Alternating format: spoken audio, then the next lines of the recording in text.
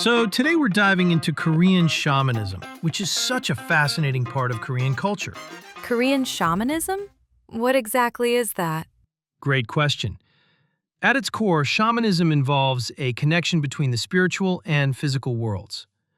Shamans, or Mudang in Korean, act as mediators. Mediators?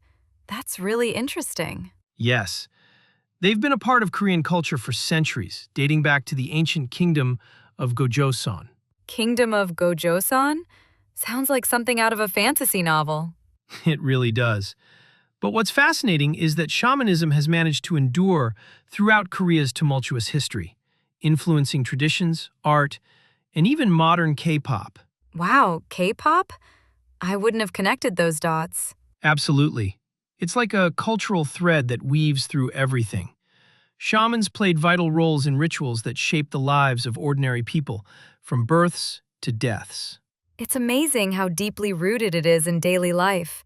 It kind of reminds me of how some people in the US might turn to personal beliefs or spirituality in tough times. Exactly. In many ways, shamanism provides a sense of comfort and connection, which transcends cultures. This is just the beginning, right? I'm already hooked. You know, shamanism isn't just a relic of the past. It's very much alive in modern Korea. Really? How does it fit into everyday life for people today? Great question. Many Koreans still turn to shamans for guidance during important life events, like weddings, births, and even business ventures. So it's kind of like having a spiritual advisor? That's fascinating. Exactly. And a lot of these shamans integrate traditional practices with modern sensibilities. It's a blend, really. I can just picture a shaman with their tablet giving spiritual advice. Right? It's not uncommon to see shamans using social media or even apps to promote their services. Wow, that's so modern. How does shamanism influence Korean pop culture? In K-dramas and music, you often find references to shamanistic elements. Think of all those intense rituals and mystical themes. Oh, I see that now. It's almost like those tropes are a nod to their cultural roots, right? Exactly. And when you look at K-pop, a lot of artists draw on those themes for their imagery and storytelling. It adds a layer of depth. That's so cool. It makes the music feel more rich and meaningful. Are there any specific examples? Definitely. For instance, some music videos feature shamanistic symbols, like spirits or rituals, integrated into the art. I had no idea. It makes you appreciate the layers of that art form even more. And what's interesting is that the respect for shamanism can be quite different from other spiritual practices, like in Western contexts. How so? Is it more accepted in everyday life? Yes, while Western cultures might have a more skeptical view of spiritual practices, in Korea, shamanism is widely respected and even integrated into society. That's really eye-opening. So, is there a lot of intermingling between shamanism and other beliefs in Korea? Absolutely. Many Koreans identify as Buddhist or Christian, but still hold on to shamanistic practices. It doesn't have to be an either-or scenario. That's really refreshing. It sounds so interconnected, like pieces of a larger puzzle. Exactly. It's all about finding balance and meaning, something that seems universal. Isn't that amazing? It really is. I'm loving how you're shedding light on these connections, Eric. And I love sharing this with you, Jessica. There's so much to explore in Korean culture. So let's talk about the differences in spiritual practices between Korea and the USA. In Korea, shamanism is a living tradition. It's deeply interwoven into daily life and rituals. That's fascinating. In the US, we have a lot of different spiritual practices, but shamanism isn't really mainstream, right? In fact, many people might not even know what it is. Exactly. In the US, you might find some people exploring it in their own way, like through yoga or meditation. But it lacks the community aspect you find in Korea. Oh, that makes sense. I imagine community gatherings around spirituality are really special. Absolutely. They're vibrant occasions filled with ritual and music. And it's not just a personal journey, it's a collective experience where everyone participates.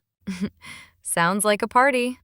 In contrast, a lot of American homes might have individual altars or personal spaces for reflection, but it feels more solitary. Yes, exactly. And then there are the similarities. Both cultures value a sense of connection, whether it's to ancestors or nature. That's universal. You're right. It almost feels like a bridge between the two cultures, despite the differences in expression. And speaking of connections, we can see shamanism's influence pop up in pop culture. In Korea, it's reflected in films, music, and even literature. Oh, totally. But how does that compare to the US? I feel like there's a different approach to spirituality and media here. Great question. In the US, you might see shaman-like characters or themes in fantasy genres, but they often romanticize or fictionalize it. Right. It's like the magical Indian trope or something. They take bits and pieces without really grasping the real essence. Exactly. And sometimes it can feel disingenuous because those rich traditions get diluted. It's a bit disappointing, isn't it? I wish there was more authentic representation of these practices in American media. Me too. Authentic representations could foster greater understanding and appreciation. It's all about connecting those pieces, after all. So, what's the biggest takeaway from this cultural comparison? If someone wants to explore shamanism, where should they start? I'd say start with an open mind. Learn about community practices and find resources that resonate with you, rather than just surface-level portrayals. You know, Jessica, when I first encountered shamanism, I thought it was all about magic spells and dancing around a fire. It felt like a scene from a cartoon. Right? Like, I imagine you'd expect a great big hat and a wand or something. But it's way more nuanced than that. Exactly. It's about connecting with spirits and nature, not just being flashy. My friend once thought becoming a shaman meant just wearing a costume. That's hilarious. I feel like many Americans might picture a shaman doing a rain dance and, like, rain actually starts pouring down. It's like they think it's magic. It's interesting because it's less about magic and more about guidance and support in life's journey. Have you ever had any misunderstandings when engaging with Korean culture? Oh, absolutely. I once thought a traditional Korean ceremony was just everyone eating together. I had no clue about the spiritual significance behind it. Wow, that's a classic example. People can easily miss how layered Korean traditions are. They're really heartfelt experiences, not just social gatherings. And there was this one time I accidentally said shaman, and someone thought I referred to it as a sort of cult. I was so embarrassed. Oh no, that's a common misconception. It totally misses the mark on the community and healing aspects. Shamanism isn't about rituals for the sake of shock value. I think it's so important to approach these topics with respect. Understanding makes a huge difference. Definitely. By learning and asking questions, we bridge gaps and create real connections. That's the heart of cultural exchange. As we wrap up our exploration of Korean shamanism, it's clear that this ancient practice is more than just rituals. It's a living thread in the fabric of Korean culture. Right. It's fascinating how these beliefs still influence modern life in Korea. Exactly. And it also shows how interconnected spirituality and community can be.